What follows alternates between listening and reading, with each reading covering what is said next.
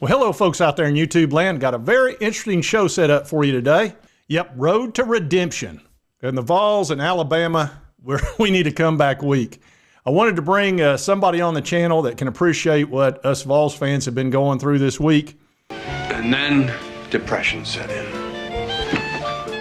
And I certainly think Kangaroo Black, who is a big Alabama fan and a YouTuber as well, would appreciate what we're dealing with up here in K-Town. And we'll be preparing for next weekend, not this weekend, but next weekend, playing Alabama, which is always huge. So we're going to talk to him about that as well. Of course, we got Florida coming up. He's got South Carolina. There's just a lot to discuss. So without any further ado, let's start this show. All right, folks, I wanted to bring on Kangaroo Black here. We've got the Alabama game coming up next weekend, which is a huge ball game. And unfortunately, the Alabama Crimson Tide and the Tennessee Vols are going through kind of a similar situation. We have both lost games that we did not expect to happen. Certainly, I know Alabama never dreamed that could happen. And we're incredibly disappointed up here in Tennessee to lose to Arkansas, who last year went 4-8. So I wanted to sort of talk to him a little bit, see how I know he deals with a lot of Alabama folks online. How are your folks doing as far as dealing with the Vandy game and looking forward to you're playing South Carolina this weekend. Right. Do you feel like y'all can kind of rebound and get ready for the Tennessee game? Well, from here on out, I'm going to be nervous about every game, seeing how defense been played the last 6 quarters. Because if you remember, they gave up like 370 passing yards to Carson Beck in the second half of that game, and then we come out and give up almost 200 rushing yards to Vandy. I mean, it's the defense is my major concern, but also I got some concerns on the offensive side of the ball, being that I don't feel that we're using our running backs the way we should, and I think we need to get more receivers involved on the offensive side of the ball. But as far as the Alabama fan base, I think they got the same worries as I do, or same concerns. I think y'all got Diego Pavia. That guy, he is like some sort of freak of nature. I call him Superman because I've watched him a bunch, and I literally saw him throw a pass on 3rd down. It was a huge play against Bama, and it looked like it curved around the defender. It was like, what just happened? It's like he threw a side. He did that a couple of times. Like he threw some kind of sidearm pass. Both was on 3rd downs, and both of them went for 1st downs. Yeah, I watched the one, and I said, your guy's got him. I mean, you've got him. And that ball looked like it went around a guy, and I was like, this guy is special. It's just moxie or something. But anyway, I know that was difficult. Everybody's suddenly worried about Nico up here right now. Very worried because he's been, we thought, we've got this unbelievable quarterback that's just going to be like Hendon Hooker 2.0 with a higher ceiling. But I thought the same thing about Nico, but he's getting the job done, but he's not performing like we thought he would. I'll just say that. As far as in the passing game, your running game is pretty good though. Dylan Sampson, he's over 100 yards a game. Only one game that he didn't rush for 100 yards. And I think he rushed for like 92 that game. Yeah. Nico's been I'm thinking, here's what I think's happening with Nico. And I'm pretty confident of it. He ran for 3 touchdowns in the very first game in the Citrus Bowl and looked amazing. And I thought, okay, this is Hendon Hooker with a higher ceiling, because I'm a huge Hendon Hooker fan. I couldn't believe how well he played for 2 years. Right. And suddenly he's not running at all. No draw plays, no quarterback run pass options where he takes off and does any of that stuff. Like Hendon used to make defensive ends, he would burn them. They'd come around the edge and he would fly into that gap and he was gone. And he made them look like fools. And I think Nico could do some of that, but I don't believe Heupel is allowing him to, because I think he's worried he's going to get hurt.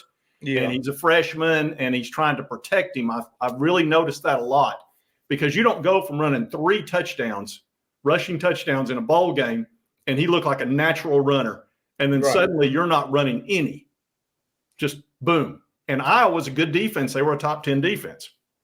You know, far as Josh Heupel and Nico, if I was Josh Heupel, I wouldn't have any concerns about Nico getting hurt, especially when he's running the ball, because I know what I got behind Nico. Y'all got a crazy talented quarterback room. So I would let Nico play his game, basically. If he feel the need to run, you know, because I know I got some talented quarterbacks behind me from what I've seen from Tennessee quarterbacks in y'all spring game. Yeah, we do have we got a fourth-year senior. He's a fifth-year senior, Gaston Moore, who's been with Josh Heupel forever. He looked great in the spring game. I agree with that. But maybe he's not as talented as Nico. Nico is incredibly talented. Right. But he would be a good sub for us. But the thing is, you know, you can get down. It's not like when you run, you don't have to bowl people over. You can just, you know, you can go down or you can go out of bounds. That's true. That's true. Yeah. He's a good runner, but he can sling that football too. And y'all got some good wide receivers. Yeah, I'm wondering if being on the road a couple of weeks in a row played a role in this and several other things. But I've been watching Jalen Milroe, and I know he got benched at one time. And look at him. He's a guy that could literally win the Heisman this year. Yes. And he's played really well. Even in the Vandy game, he threw for over 300 yards. Right, but I think in the Vandy game, he should have ran a little more, or they should have called design runs more. But he's the best quarterback runner in the country, in my opinion. Yeah, he is. He is. But, I mean, going up against South Carolina, I know South Carolina is not a very good team, you know, but guess what?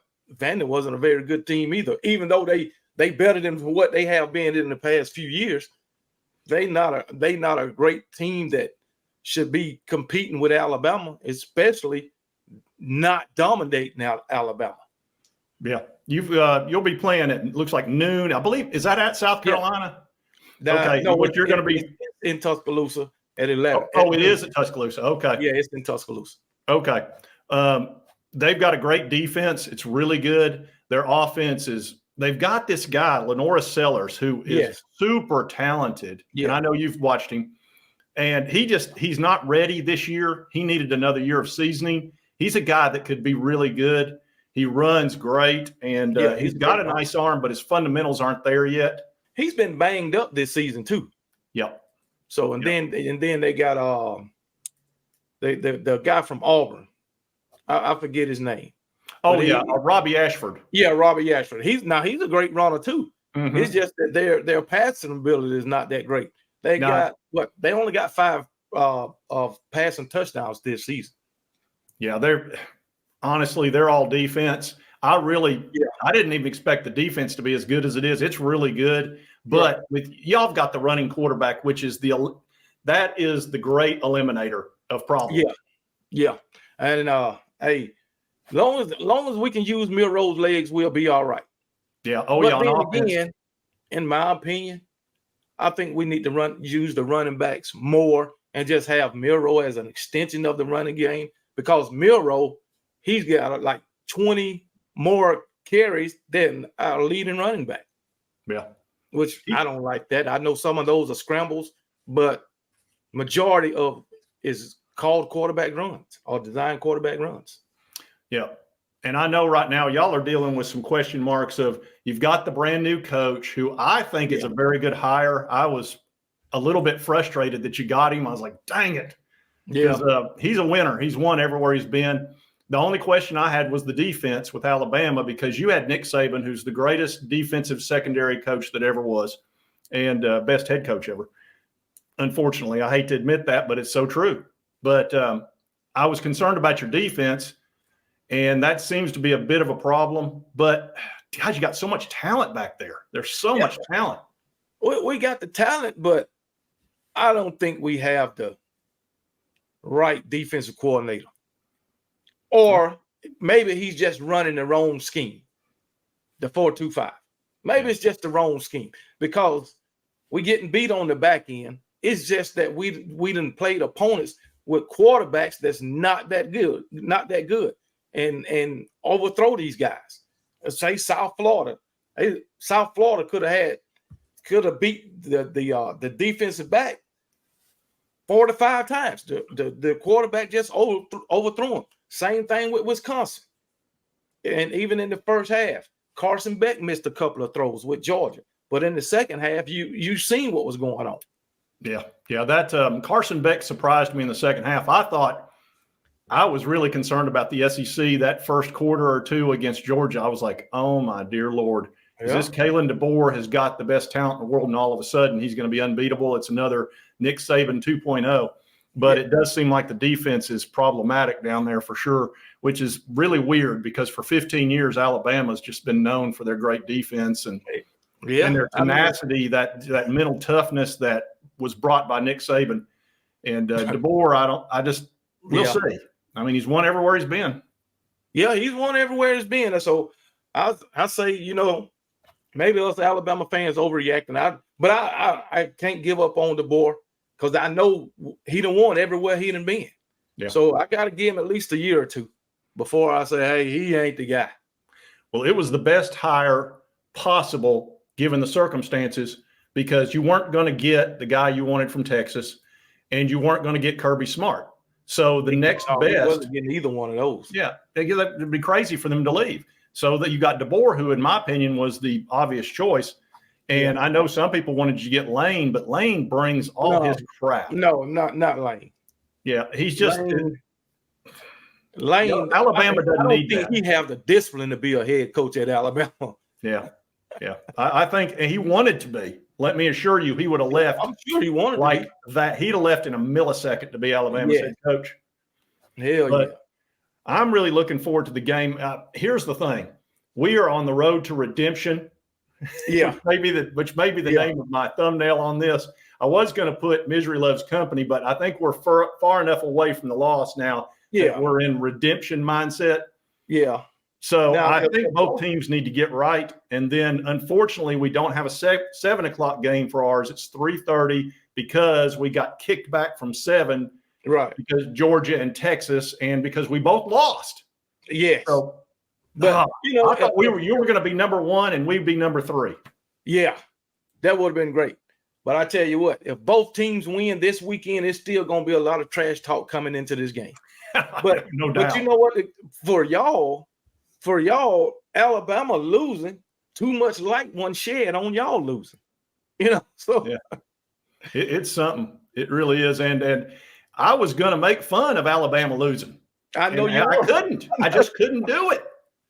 I was like, crap. I was like, everybody's going to go in the comment section and go, are you kidding me? You just got beat by Arkansas.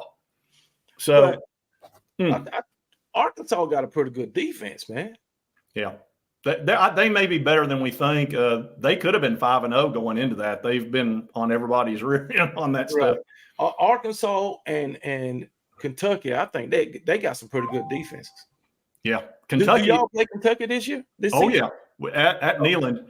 Now, that's the team that we've got their number. Can we just beat this team? I know that Mark Stoops has done a lot of good things. This is his one really bad thing. The stupid stat about beating teams with a winning record and taking the next step and blah, blah. Just freaking beat Tennessee. Please, can we just stop losing to this stupid team with their stupid orange colors, and their stupid song, and their woo, get their woo on out of here. We're playing Florida this weekend, who has had our number. But Florida, it's just tough for y'all to win in the swamp. But in Neyland, I don't think y'all have too much trouble. I don't know. They're my least. I hate them. I just hate them. I don't hate Alabama or Georgia. I dislike them, but I don't hate them. I hate Florida. Let the hate flow through you. Florida drives me nuts. And it's because I can accept getting beat by Nick Saban. I'm okay with that because everybody got beat by him, even Kirby Smart. But I can't accept being beat by whoever the crap Florida drags in there as their head coach, and they're winning 5 ball games, and we're one of the wins. Yeah, I understand that because you getting beat by a bad team. Yeah, exactly. And they talk. It's like, you got to be kidding me. So they drive me nuts. So road to redemption, and then hopefully a fantastic game at Neyland. y'all have got that Ryan. Did you know Ryan Williams was 17 years old? Yeah, Nobody everybody has knows. mentioned it. Yeah. He'll be 18 in February, I think. Man, he's phenomenal. So it'll be fun to watch them connect. Hopefully they don't connect too much against my Vols. I just don't want y'all to tear down the goalposts at our expense again. Hey, that was the best part of getting beat by Arkansas for me. Yeah. Was they tore down the goalpost, because I was like, are we good? Are we like a really good team and people get excited about beating us to that level?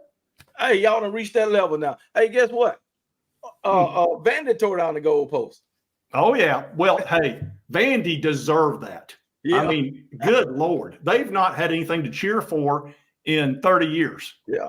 It was And to beat Alabama, which is just they're probably still 40 years since they beat us. 40 whole years. God. Yeah, I don't even know what Vandy's doing in the SEC, honestly. They're really an Ivy League school in the SEC. That's what they should be, an Ivy League school. Yeah, I would agree. Yeah, so we got beat by the hospital. That's exactly right. All right, folks. I wanted to bring Kangaroo onto this show, and Kangaroo, tell everybody where they can see you on YouTube and all that good stuff. Hey, y'all can see me on YouTube. Hey, it's just the Kangaroo Black Show. Hey, There that's you YouTube, Twitter, Kangaroo Black 1, Facebook, Show Enough. So, well, I noticed you get a lot of views when you cover Tennessee and stuff like that. So I think you got a lot of folks in the Tennessee crowd that enjoy your show. That's when Tennessee is good. So when Tennessee bad, I get the same from Tennessee fans as the rest of them. So, well, yeah, I always, whenever we're playing really well, I usually go to your channel because I'm like, man, I'm going to have some good clips out of this for sure. Yeah, because you're actually you'll give the devil his due. I've noticed that about you. You will, if somebody's good, you'll call it out. Yeah. I try to give credit where credit's due, but even then, you still get trash talk. Yeah, well, hey, that's part of the fun, though, really. Yep, and exactly. It's all in good sport, hopefully. All right, folks, thought it'd be fun to bring on a Alabama YouTuber, Kangaroo Black. He was nice enough to come on the show, and I appreciate it. And I hope y'all enjoyed it. And if you like this content, be sure to hit that like button. Lets me know continue to cover all these big college sports stories. And if you've not subscribed, hit this little button right here. Won't cost you a dime. Helps me out. And right over here's the most recent video YouTube thinks you'll enjoy. And be sure to subscribe to Kangaroo Black if you want to keep up with Alabama football. He does a very good job. We'll see you next time on Sports Talk Jay.